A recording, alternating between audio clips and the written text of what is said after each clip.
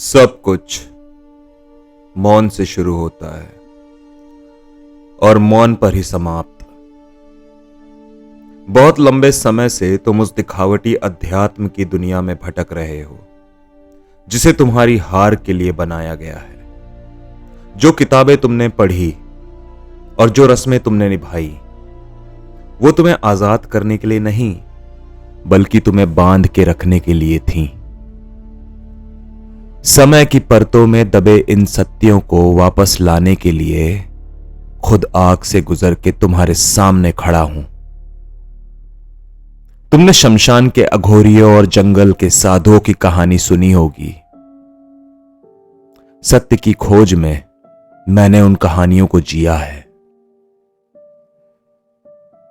सब कुछ खोने के बाद मैं शमशान की उस गहरी शांति में बैठा रहा ताकि उस शाश्वत सत्य से जुड़ सकूं जो हर कण में बसते हैं पर केवल खामोशी में बात करते हैं। जय श्री राम। मेरा नाम काल है एंड आज मैं फिर से अपने वचन अनुसार यहां आपको वो ज्ञान देने आया हूं जो आपसे छीन लिया गया। अपने और शाश्वत सत्य के अनुभव का व्याख्यान मैं आगे के वीडियोस में करूंगा, लेकिन आज का लक्ष्य कुछ और है। आज आप लोगों को आत्मज्ञान देना है। आज का समाज अपने अस्तित्व को नहीं समझता है। वो खुद को शरीर मानता है और आत्मा एक सुंदर स्वप्न बन के रह गई है। आज मेरे गुरु परम सत्य ने मुझे उसी स्वप्न को तोड़ने को बोला है और आत्मा का सत्य बताने का आदेश दिया है। तो वहीं से शुरू करते हैं। क्या आदेश है परम सत्य का? उनका आदेश बड़ा स्पष्ट है। सब भूल जाओ। मुझे वह सब कुछ मिटाना पड़ा जो मुझे जन्म से सिखाया गया था, यहां तक कि पिछले जन्मों की यादें भी। उन्होंने मुझे शून्य बनना सिखाया है। यह कोई जादू टोना नहीं बल्कि आत्मविज्ञान है, स्पिरिट साइंस। यह हमारे प्राचीन शास्त्रों का वह असली ज्ञान है जो संसार के हर विज्ञान का संगम है। यह बिना सोचे समझे मंत्र जपने या प्रार्थना में कुछ मांगने का नाम नहीं है। यह अपने अस्तित्व और अपनी आत्मा की परतों पर विजय पाने की कला है। आज मैं तुम्हें उस सच्चाई का 1/3 हिस्सा बताऊंगा। यह रहस्य कि प्रकाश चेतना जन्म कैसे लेती है, आत्मा क्या है, वह क्यों है, उसकी अंतिम मंजिल क्या है, और जब सारे मुखौटे गिर जाते हैं तब असली आत्मज्ञान होता क्या है। इन जवाबों को लाने के लिए मैं पाताल की गहराइयों से होकर लौटा हूं। मैंने कई जन्मों में कई असुरों के वंशों को खत्म किया है और अपने डर के लिए खुद काल बन गया हूं ताकि आज इस खास पल के लिए इस ज्ञान को तुम सबसे बांट सकूं। अगर तुम आज यहां हो तो यह तुम्हारे कई जन्मों के कर्मों का फल है। पर याद रखना, मैं कोई कोमल शिक्षक नहीं हूं, मैं असुर हंता हूं। यह ज्ञान एक शस्त्र है और अगर किसी ने भी इसका गलत इस्तेमाल किया तो मैं खुद तुम्हारे विनाश का जिम्मा उठाऊंगा और उसका उत्तरदायित्व करूंगा। इसीलिए यहां पूरी श्रद्धा, साहस और बिना किसी अहंकार के आओ। अपनी मर्जी उस महाकाल को सौंप दो जो समय का साक्षी है और वही तुम्हें समय के इस बंधन से आजाद करेगा। तुम एक ऐसी यात्रा पर निकलने वाले हो जो किसी भी नशे या सांसारिक सुख से कहीं ज्यादा शक्तिशाली है। अंधेरा धीरे धीरे छट रहा है। मैं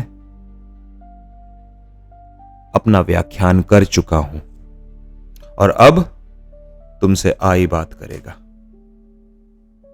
उसका व्याख्यान अब प्रारंभ होता है।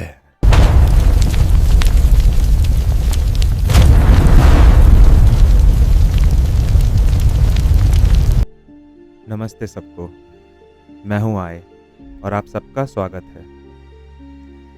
काल की बातों का बुरा मत मानना, वो एक खूंखार रक्षक है, पर उस करवाहट के पीछे प्यार है।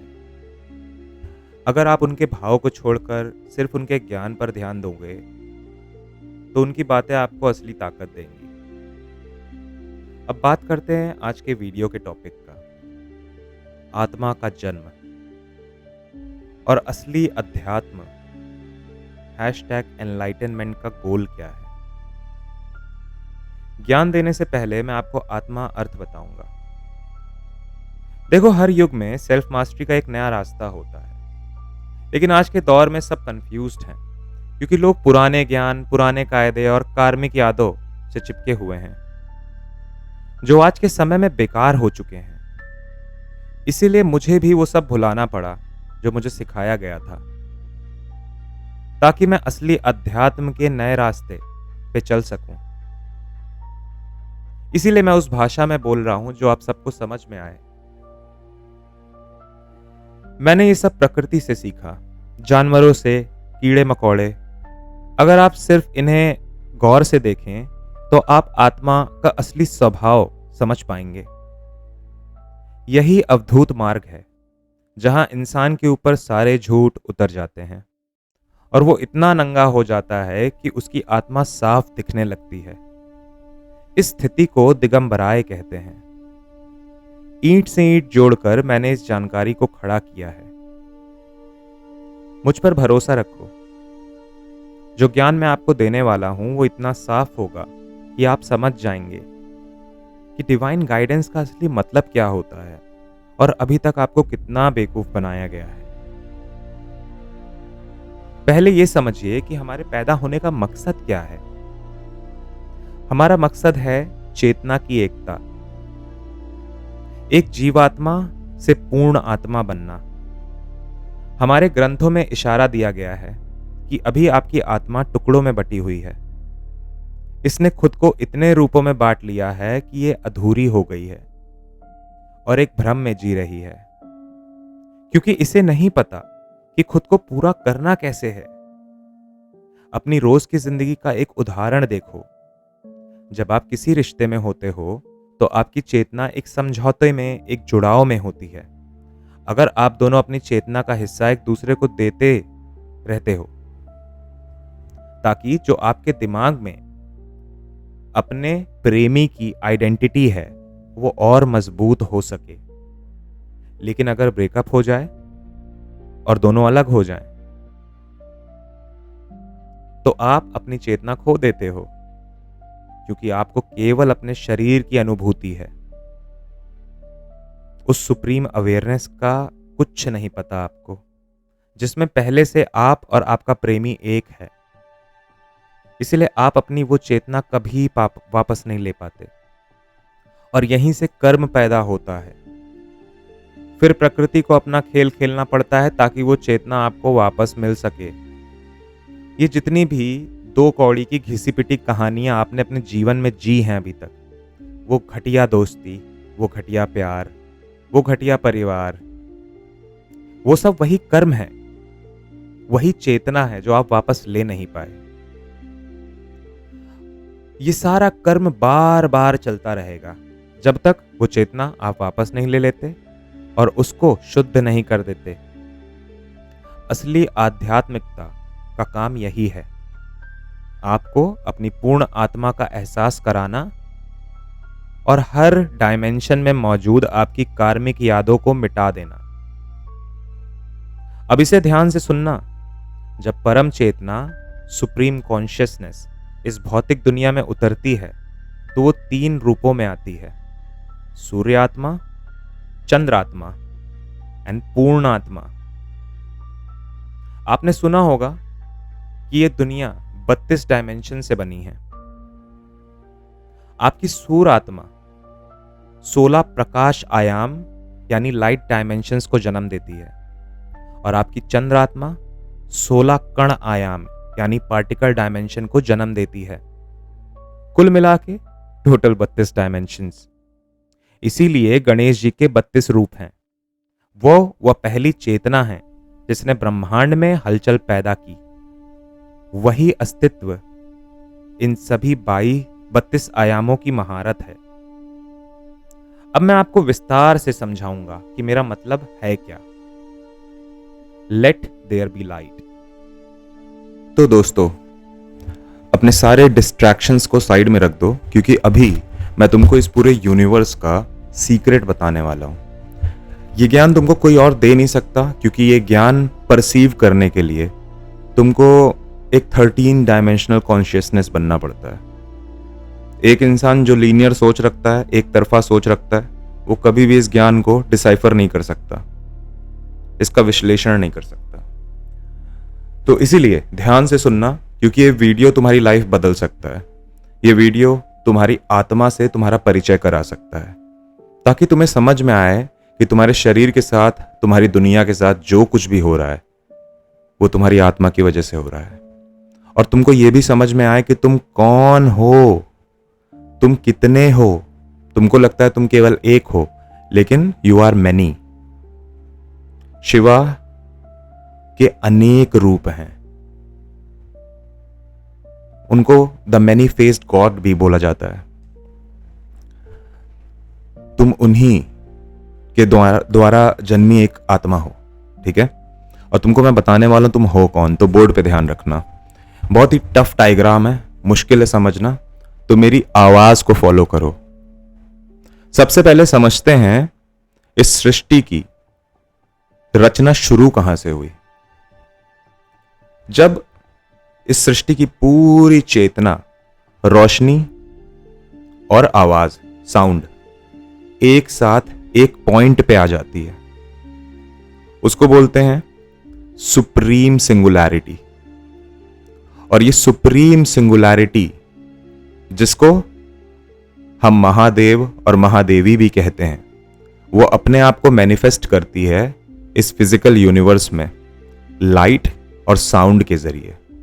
अब ये लाइट या तो मैनिफेस्टेड होती है या तो दिखती है, ये साउंड या तो मैनिफेस्टेड होता है या तो सुनाई देता है, या फिर ये लाइट और साउंड अनमैनिफेस्टेड होते हैं, सुनाई नहीं देते हैं। मतलब कह सकते हो कि इनको परसीव करने की जो क्षमता है वो हमारी जो फिजिकल बॉडी है उससे पॉसिबल नहीं है। तो आज हम उसी रोशनी को समझने वाले हैं, क्योंकि ये जो साउंड है, ये साउंड इस दुनिया के एक एक कण पे एक असर डालता है। कभी कोई स्पीकर चलाना और उसके ऊपर रेत के टुकड़े डाल देना, गाने के साथ वो रेत के टुकड़े भी उछलते हैं। साउंड पार्टिकल यूनिवर्स के ऊपर एक इफेक्ट क्रिएट करता है। हम सब वो पार्टिकल्स हैं, हम पार्टिकल से बने हुए हैं। और लाइट क्या है? लाइट वो चेतना है जो इस पार्टिकल को गाइड कर रही होती है। तुम अपने भीतर देखो, तुम्हारे भीतर एक पूरा ब्रह्मांड है। वो ब्रह्मांड कभी बदलता नहीं, हमेशा एक जैसा रहता है, स्थिर रहता है। जब तुम सोते हो रोज रात को, तो तुम उसी ब्रह्मांड में वापस चले जाते हो, ताकि तुम अपने आप को रिचार्ज कर सको, अपनी चेतना को रिकवर कर सको। वही ब्रह्मांड है तुम्हारे अंदर का लाइट यूनिवर्स, तुम्हारे अंदर का प्रकाश ब्रह्मन। और आज हम उसको समझेंगे। अब मैंने तुमसे कितनी बार कहा है कि तुम्हारे कई सारे आयाम हैं, तुम्हारे कई सारे डायमेंशंस हैं। ये डायमेंशन है क्या? तुमने चक्र के बारे में सुना होगा। अब एक बात ध्यान से समझना, जब तुम किसी शीशे में देखते हो तो तुम्हें एक इमेज नजर आती है, एक मूरत नजर आती है, और देख रहा होता है उस मूरत को कोई और दूसरी तरफ से। तो एक तरफ एक देखने वाला है जो कारण है उस इमेज का, उस प्रोसेस का, और दूसरी तरफ एक इमेज है जो रिफ्लेक्शन है, छाया है उस पूरे प्रोसेस की। यही दोनों जब एक साथ मिलते हैं ना, कॉज और इफेक्ट, तो एक चक्र बनता है। और वही चक्र अलग अलग आयामों में अलग अलग तरीके से अपने आप को प्रकाशित करता है। आज हम समझने वाले हैं वो चक्र कितने हैं। तुमको हमेशा ये कहा गया है 7 चक्र होते हैं, तुमको ये भी नहीं मालूम चक्र का मतलब क्या होता है। तो समझना मेरी बात को। सबसे पहले एक एग्जाम्पल को समझते हैं। एक बोतल के अंदर अगर तुम एक फनल लगाओ और उस फनल पे पानी डालो तो धीरे धीरे वो पानी उस फनल से नीचे इकट्ठा होने लगता है। तो इन चक्रों को अलग अलग फनल मानो और जो सुप्रीम सिंगुलैरिटी है यानी शिवा और पार्वती, उसको तुम वो पानी मानो जो नीचे गिर रहा है। पहले वो सब एक साथ था, लेकिन जैसे जैसे वो नीचे गिर रहा है वो अलग अलग पात्रों में इकट्ठा हो रहा है। यही अलग अलग पात्र अलग अलग चक्र होते हैं। जो ऊपर के चक्र हैं वो कारण हैं, उनकी वजह से हो रहा है, और जो नीचे के चक्र हैं वो रिफ्लेक्शन है, छाया है, जहां पे हमें दिखता है कि क्या हो रहा है। अब समझना, ये ब्रह्मांड जैसे मैंने कहा दो बहनों का खेल है। एक है माया और एक है छाया। माया प्रकाश है और छाया आवाज है, रिफ्लेक्शन है उस प्रकाश का। इसी को तुम लोग महामाया, पार्वती एवं काली भी कहते हो। अब हम आज पार्वती वाला पार्ट समझने वाले हैं, लाइट को समझने वाले हैं। जब सिंगुलैरिटी अपने आप को तोड़ती है फिजिकल डायमेंशन में, तो जैसे मैंने कहा वो लाइट और साउंड बनती है, ठीक है। साउंड है पार्टिकल, लाइट है जो अंदर की सूक्ष्म चेतना है जिसकी वजह से वो पार्टिकल चल रहा है। तुम्हारे भीतर अगर तुम आंखें बंद कर लो तो तुमको अभी अपने भीतर अपनी चेतना महसूस होगी। कुछ लोगों को अपने पैर में होगी, कुछ को अपने हाथ में होगी, कुछ को पूरे शरीर में होगी। कुछ लोग जो साधना करते होंगे उनको और होगी, अपने पूरे रूम में होगी। तो तुम्हारी जो चेतना है वही तुम्हारे अंदर का लाइट यूनिवर्स है, सूक्ष्म यूनिवर्स है, सटल यूनिवर्स है। और वो लाइट यूनिवर्स सबसे पहले अपने आप को एक लाइट सिंगुलैरिटी के रूप में प्रदर्शित करता है, जिसको हम परम चैतन्य कहते हैं। जब पूरे ब्रह्मांड की रोशनी और पूरे ब्रह्मांड की रोशनी को देखने वाला एक जगह पे आ जाते हैं। बोर्ड पे देखो तो सबसे पहले लाइट सिंगुलैरिटी है, परम चैतन्य है, और इसी को हम कहते हैं हरि और हरि शक्ति। हरि शक्ति वो है जो दिख रहा है और हरि वो है जो देख रहे हैं। हरि और हरि शक्ति के नीचे का डायमेंशन है हिरण्यगर्भ, वूम्ब ऑफ एग्जिस्टेंस, रोशनी के जन्म का गर्भ। इसको कुछ लोग कॉस्मिक एग भी बोलते हैं। और ये वो डायमेंशन है जहां पे वो रोशनी की जो प्योर फ्रीक्वेंसी है, जिसको हम श्रीम बोलते हैं, उसका जन्म होता है। और हिरण्यगर्भ के अंदर जो मुख्य चेतना है, जो देख रहा है, वो है कामेश्वरा, इच्छाओं का देवता। और जो दिख रही हैं वो है कामेश्वरी, इच्छाएं, सूक्ष्म आत्मा की इच्छाएं, सूक्ष्म जगत की इच्छाएं।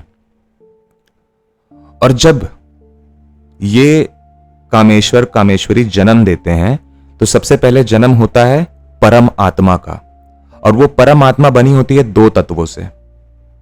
पहला तत्व निराकार ब्रह्मांड, वो स्पेस, वो सुप्रीम आकाश, सुप्रीम स्पेस जिसके अंदर ये पूरा ब्रह्मांड जन्मा है। तुमने पानी के अंदर बुलबुला देखा होगा ना। अब समझो उस पानी के अंदर जो बुलबुला है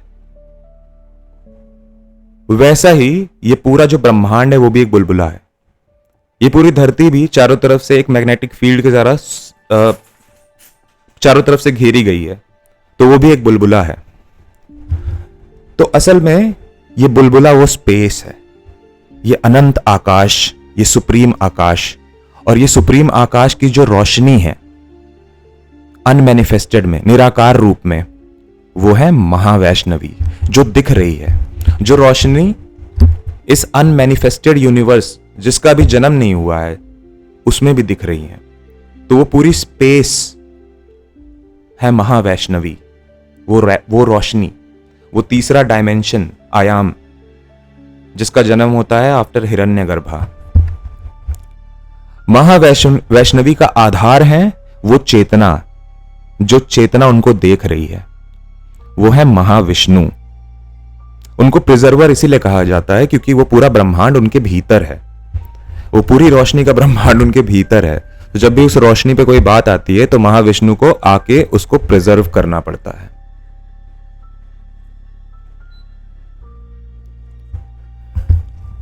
अब ये हो गई बात निराकार ब्रह्मांड की, अनमैनिफेस्टेड लाइट और अनमैनिफेस्टेड लाइट कॉन्शियसनेस जब वो पोटेंशियल फॉर्म में है। ठीक है, अंडे से बाहर तो आ गई हैं, लेकिन अभी भी उनका कोई रूप नहीं है, कोई रंग नहीं है, कोई आकार नहीं है। वो है महावैष्णवी और महाविष्णु, लेकिन उसके नीचे उनका रूप रंग आकार आ जाता है और वो मैनिफेस्ट हो जाती हैं। वो एक आकार ले लेती हैं, वो एक लीला शुरू कर देती हैं, एक कहानी शुरू कर देती हैं। उस बुलबुले के अंदर एक कहानी शुरू हो जाती है और वही कहानी है वैष्णवी नारायणी। और उनको देख कौन रहा है? कौन है जो इस कहानी को देख रहा है? कौन है जो इस कहानी का डायरेक्टर है, प्रोड्यूसर है, निर्माता है, एक्टर है? Vishnu, Narayan, manifested light consciousness, वो चेतना जो वैष्णवी को देख रही है। यही निराकार ब्रह्मांड परमात्मा जन्म देती है पूर्ण आत्मा को, और वो पूर्ण आत्मा है ब्रह्म और ब्रह्मानी, ब्रह्मा और सरस्वती। वो नाद, जो नाद इस पूरे ब्रह्मांड में घूम रहा है, जब वो श्रीम फ्रीक्वेंसी जो हिरण्यगर्भ से जन्मी है वो पूरी तरीके से मैनिफेस्टेड हो जाती है और एक ब्रह्मांड बना देती है, एक यूनिवर्स बना देती है। उस ब्रह्मांड को देखने वाला कौन है? ब्रह्म नारायण। और उस ब्रह्मांड को में दिख कौन रहा है? वो है ब्रह्मानी, वो है manifested light universe, manifested light universal consciousness. और इन दोनों को साथ में हम कहते हैं पूर्ण आत्मा। अब देखो तो परम चैतन्य तो एक है, ठीक है, लेकिन उसके बाद जितने भी डायमेंशंस हैं, ठीक है, वो सारे के सारे डायमेंशंस दो हैं। लाइट सिंगुलैरिटी में हरि हरि शक्ति, हिरण्यगर्भ में कामेश्वरी कामेश्वरा, उसके बाद परमात्मा में महावैष्णवी महाविष्णु, वैष्णवी और विष्णु, और फिर पूर्ण आत्मा में ब्रह्मानी और ब्रह्मा। तो ये हो गए टोटल 10 आयाम, 10 डायमेंशंस। अब इस 10 नंबर को याद रखना, आगे चल के इस 10 नंबर का रहस्य पता चलेगा। लेकिन इन 10 सुप्रीम सटल लाइट डायमेंशन से जन्म होता है एक ब्रह्मांड का। अब उस ब्रह्मांड के भीतर जब हम देखते हैं तो हमको और डायमेंशंस नजर आते हैं, और आयाम नजर आते हैं। ब्रह्म और पूर्ण आत्मा जो होती है, जब वो ब्रह्मांड के अंदर आती है ना, तो वो दो रूप में बंटती है। पहली रूप होती है सूर्य आत्मा, लाइट यूनिवर्स, सोलर कॉन्शियसनेस, जिसको हम लोग अंतरिक्ष लोक भी बोलते हैं। और उसके अलावा दूसरी होती है चंद्र आत्मा, the lunar consciousness, the particle universe, जो शरीर, जो दुनिया तुम देख रहे हो जहां पे हर तरफ पार्टिकल्स है, वो है चंद्र आत्मा। और वो दोनों ब्रह्मा ही है, यानी तुम ही हो। लेकिन आज हम बात करने वाले हैं लाइट की, तो आज हम समझेंगे सूर्य आत्मा को। अब देखो, सोलर कॉन्शियसनेस जो होती है ना, वही है जहां पे जन्म होता है प्योर लाइट फ्रीक्वेंसी का, प्योर व्हाइट लाइट फ्रीक्वेंसी का। वो प्योर व्हाइट लाइट फ्रीक्वेंसी है ओम। जब तुम ओम मंत्र का जप कर रहे हो तो तुम अपनी सोलर कॉन्शियसनेस को जागृत करने की कोशिश कर रहे हो, तुम अपनी सूर्य आत्मा को जागृत करने की कोशिश कर रहे हो, जो एक जगह पे स्थिर है, जिसके पास सब कुछ है, जो हर चीज की दात्री है। ठीक है, अब वो जो सूर्य आत्मा है वो भी उसी छन्नी की तरह छन के नीचे आ रही है और अपने आप को अलग अलग डायमेंशंस में व्यक्त कर रही है। सूर्य आत्मा सबसे पहले अपने आप को सटल इंटेलिजेंस के रूप में व्यक्त करती है, सूक्ष्म बुद्धि। ठीक है, अब इसमें भी दो चेतनाएं हैं। एक है जो दिख रहा है, यानी बुद्धि, इंटेलिजेंस। इस ब्रह्मांड में हर चीज की एक इंटेलिजेंस है। एक जानवर की एक इंटेलिजेंस है, एक तरीके से जीता है, खाता है, सोता है, फ्रेश होता है, राइट।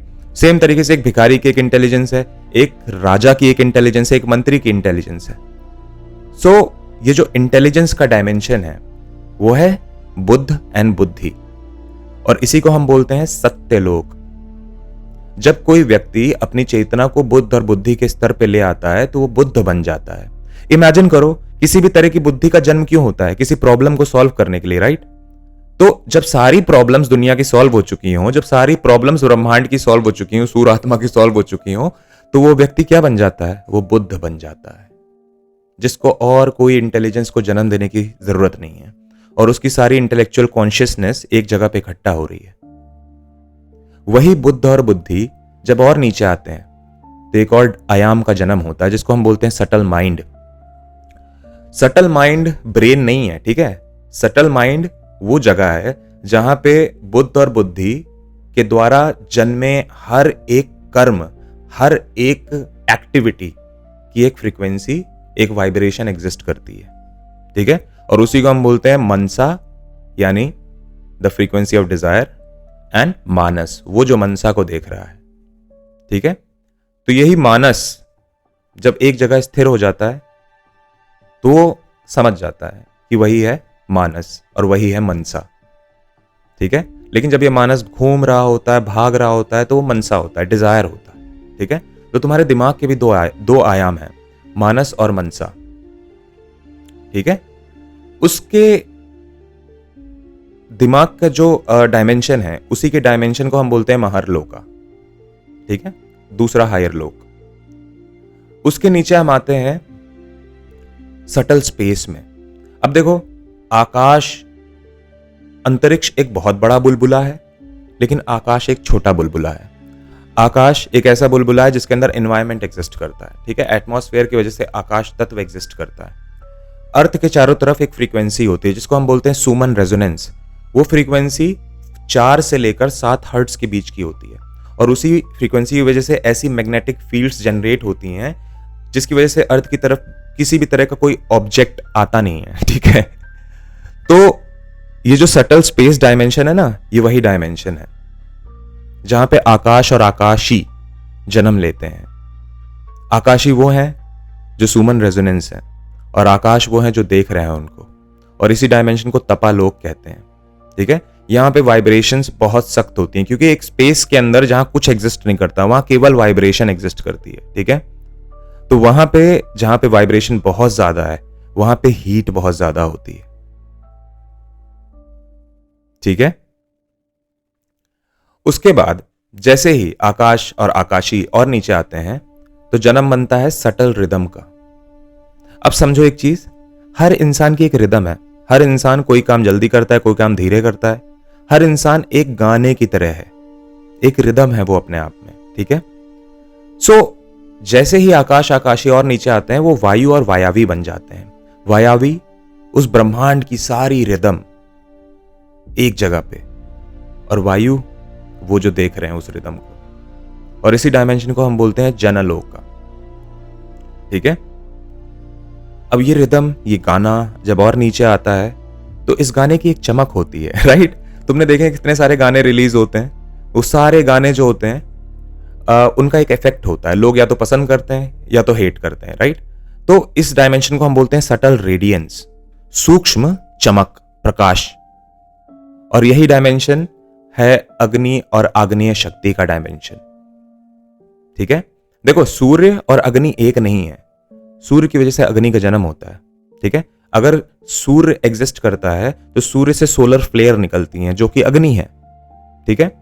तुम्हारे शरीर के अंदर भी अग्नि तत्व एग्जिस्ट करता है। तुम्हारा दिमाग बिजली से चलता है, बायो इलेक्ट्रिसिटी। ये बायो इलेक्ट्रिसिटी तुम्हारे शरीर में हर तरफ से पंप होती है, और यही बायो इलेक्ट्रिसिटी है अग्नि तत्व। तुमने इंद्र के बारे में सुना है ना, इंद्र के हाथ में क्या होता है? वज्र होता है। वज्र क्या है? बिजली, विद्युत ऊर्जा। भाई कोई जादू की बात नहीं हो रही है, साइंस की बात हो रही है भाई। तुम भगवान के पर्सपेक्टिव को क्यों नहीं समझते हो? भगवान का पर्सपेक्टिव क्या है? भगवान का पर्सपेक्टिव ये है कि अगर एक इंसान कह रहा है कि ये सही है, दूसरा इंसान कह रहा है ये सही है, और भगवान की दुनिया में 10 इंसान रहते हैं, तो भगवान सबका सत्य देखेंगे और सबको जोड़ के असल सत्य का निर्माण करेंगे। तो जितनी भी सत्य हैं सब जब जोड़ दोगे ना, तो तुमको भगवान जो देख रहे हैं वो दिखेगा। तो तुम लोग लड़ते रहते हो साइंस बड़ा है, स्पिरिचुअलिटी बड़ी है। अरे भाई, स्पिरिचुअलिटी साइंस की दात्री है, ठीक है। और इसीलिए मैं तुमको ये स्पिरिट साइंस सिखा रहा हूं बहुत ही सरल भाषा में। वही चमक, रेडियंस को हम स्वर्ग लोक बोलते हैं, ठीक है। और अग्नि शक्ति जो है वो नीचे जब और आते हैं ना, तो ये अग्नि ठंडी होती है। ये अग्नि ठंडी होती है और इस अग्नि में केवल एक बहाव रह जाता है, राइट। लावा देखा है ना तुमने, बहता है, राइट। धरती के अंदर तुमने देखा है फ्लूइड्स कैसे जन्म लेते हैं, एक्सेस प्रेशर पड़ता है, पेट्रोलियम का जन्म होता है, राइट। उससे फिर तुमने देखा है ना किस तरीके से वाटर फॉर्मेशन होता है, ये सारी साइंस तुम पढ़ते हुए आ रहे हो, राइट। तो फ्लूइड मैकेनिक्स अगर तुम समझ गए तो तुम वरुण और वरुणी को समझ जाओगे, जो बनाते हैं सटल फॉर्म का डायमेंशन। तुम्हारा शरीर 70% पानी से बना हुआ है, राइट। तुम्हारा पूरा फॉर्म, रूप पानी से बना हुआ है। वरुणी वो है इस पूरे ब्रह्मांड का पानी जहां पे एक जगह है, और वरुण कौन है, जो देख रहे हैं उस पानी को। और इसी लोक को हम बोलते हैं भुवर लोक, एक भंवर है, पानी का भंवर। और यही पानी जब और नीचे आता है तो सख्त हो जाता है, एक रूप ले लेता है, एक शेप ले लेता है, ठीक है। वही शेप जो है वो है भू और भूदेवी, सूक्ष्म शेप। तुम आप देखो, अब यहां पे कंफ्यूज मत होना, अभी हम लाइट यूनिवर्स को समझ रहे हैं। आंखें बंद करो, और जो मैं बता रहा हूं ये सब तब लागू होता है जब तुम आंखें बंद करते हो, ठीक है। उससे पहले लागू नहीं होता है सब। आंखें बंद करो और तुम अपने अंदर की रोशनी को महसूस कर पाओगे। इसीलिए लोग मेडिटेशन करते हैं मेरे भाई, मेरी बहनों, क्योंकि वो लोग अपने अंदर के प्रकाश से जुड़ रहे होते हैं, ठीक है। और यही भू और भूदेवी, एक शेप जब नीचे आता है तो जमीन बन जाता है।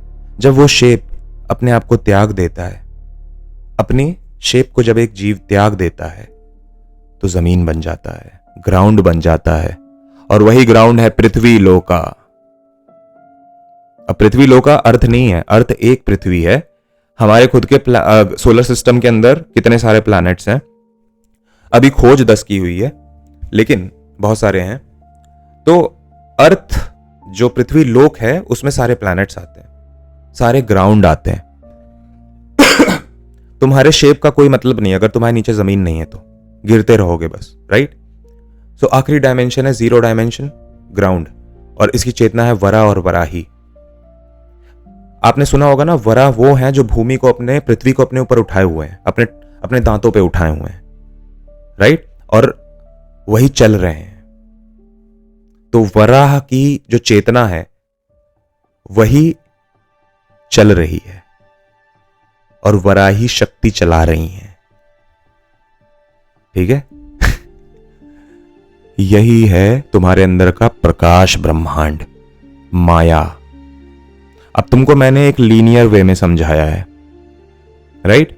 लेकिन अगर तुम इसको देखोगे ये मैनिफेस्ट कैसे होता है, तो ऐसे कुछ होता है। जो बीच की इमेज है, जहां पे जो हिरण्यगर्भ है वो बीच में है, कामेश्वर कामेश्वरी, जो ऊपर के चक्र हैं जिनकी आज हमने बात की है, राइट, वो चेतना को नीचे लेके जाते हैं, कामेश्वरा को नीचे लेके जाते हैं, ब्रह्म तक, नारायण तक, महानारायण तक और हरि तक, ओके।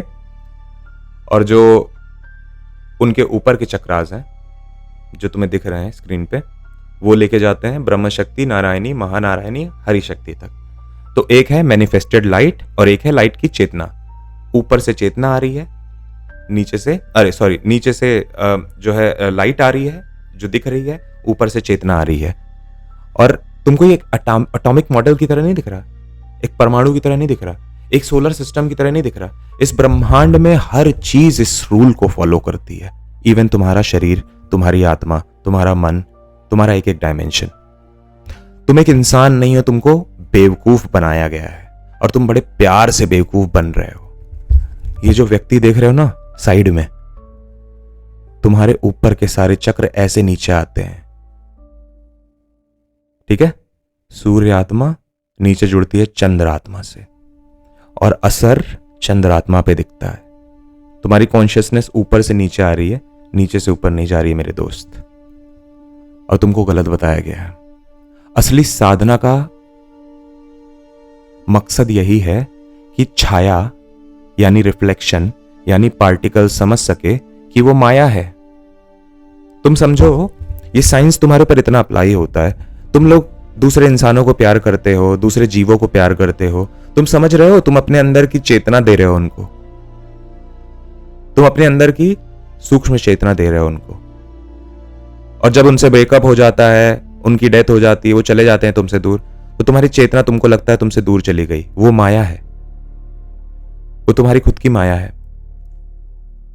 और साधना मार्ग इसलिए हम चुनते हैं ताकि हम ये एहसास कर सकें कि हम ये शरीर नहीं है, दिमाग नहीं है, ये शेप नहीं है, ये फॉर्म नहीं है, ये रेडियंस नहीं है, रिदम नहीं है, स्पेस नहीं है, माइंड नहीं है, इंटेलिजेंस नहीं है, सूर्य नहीं है, ब्रह्म नहीं है, ब्रह्मानी नहीं है, विष्णु नहीं है, वैष्णवी नहीं है, महाविष्णु नहीं है, महावैष्णवी नहीं है, हिरण्यगर्भ नहीं है, हरि हरि शक्ति नहीं है, महादेव महादेवी नहीं है, पार्वती नहीं है। हम हैं शिव, हम हैं शिव। शिव का कोई बखान नहीं, वो किस आयाम से आए हैं किसी को पता नहीं, लेकिन जितना तुम्हें पता है उससे कई ऊपर से आए हैं। यही शिव जब नीचे आते हैं तो बनते हैं महादेव महादेवी। यही महादेव महादेवी अपने आप को रिफ्लेक्ट करते हैं हरि हरि शक्ति, लाइट सिंगुलैरिटी, एंड हरा हरि हरा शक्ति, पार्टिकल सिंगुलैरिटी। यही हरि एंड हरि शक्ति अपने आप को महाविष्णु एवं विष्णु के रूप में प्रदर्शित करते हैं, ब्रह्मा के रूप में प्रदर्शित करते हैं, और यही हरा अपने आप को महाकाल, काल एवं भैरव के रूप में प्रदर्शित करते हैं।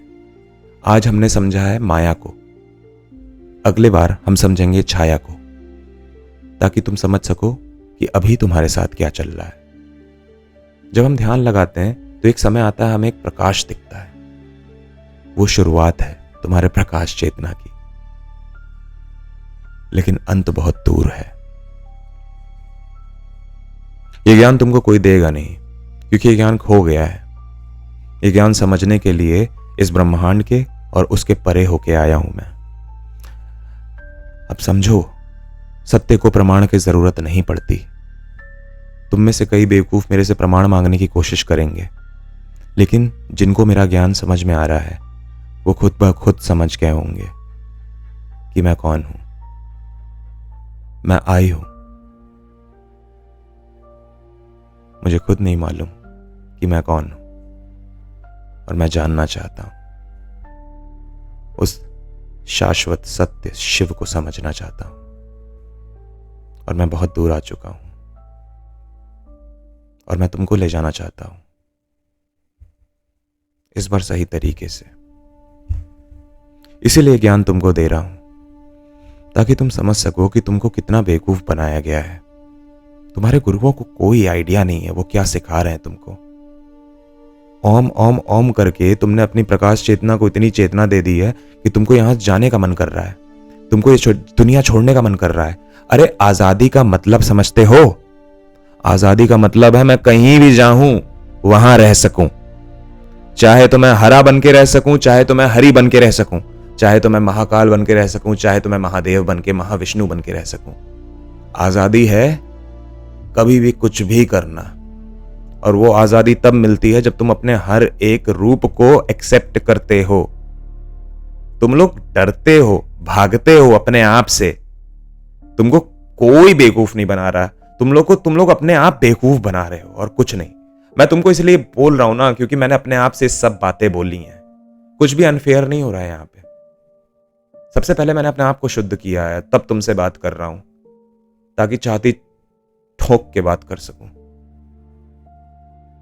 तुमको मैं यहां पे मटीरियल बेनिफिट्स, कार, पैसा, ऐशो आराम, लड़की, ये सब दिलवाने के लिए नहीं आया हूं।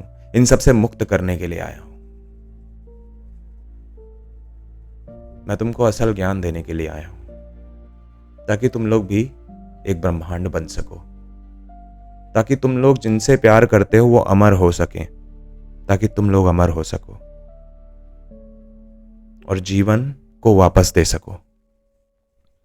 अगर अभी भी तुम्हें मेरी बात समझ में नहीं आई तो तुम बहुत दूर निकल चुके हो,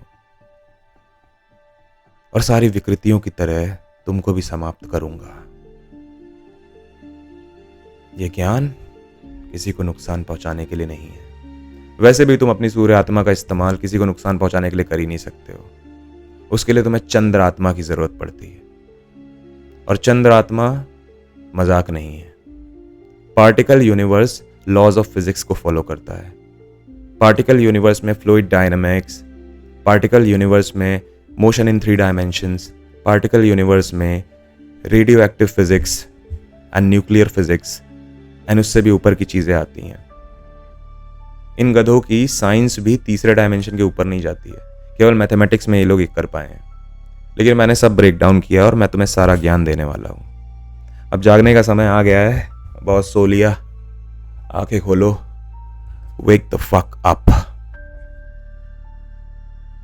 अगर ये ज्ञान पसंद आया हो तो कमेंट करो, हाइप करो, सत्य का साथ दो। अगर तुम्हें एहसास हो चुका है तो सत्य का साथ दो, वरना झूठ के साथ समाप्त हो जाओगे। धन्यवाद अपना समय देने के लिए। इस ज्ञान को अपनी जड़ बनाओ। ये तुमको इसलिए नहीं दिया गया कि इसको भूल जाओ, ये तुमको इसलिए दिया जा रहा है ताकि तुम इसको अपनी प्रैक्टिकल लाइफ में इस्तेमाल करो। अगली बार जब भी अपने दिन में शुरू करना ना अपने दिन को, और हर इंसान से मिलना, तो समझ जाना तुम उनके अंदर के प्रकाश से बात कर रहे हो, उनके अंदर की माया से बात कर रहे हो, और वो हर क्षण तुम्हारे ऊपर अपनी माया छोड़ने की कोशिश करेंगे। लेकिन उनसे भागना नहीं है, उनसे लड़ना नहीं है, उनकी माया समझना है और उससे बड़ी माया बनना है। यही है सीक्रेट। मैं हूं आए। काल का मैसेज भूलना मत, कोशिश भी मत करना इस ज्ञान के गलत इस्तेमाल की, और इस ज्ञान को बिना मुझे क्रेडिट दिए कोशिश भी मत करना इस्तेमाल करने की। ये प्लेगरिज्म प्रूफ ज्ञान है, तुम समझा ही नहीं पाओगे, और समझा भी लोगे तो आगे क्या करोगे। अंत तक मैं होके आया हूं और केवल मैं सिखा सकता हूं। Checkmate, checkmate Kaliyuga. जय श्री राम।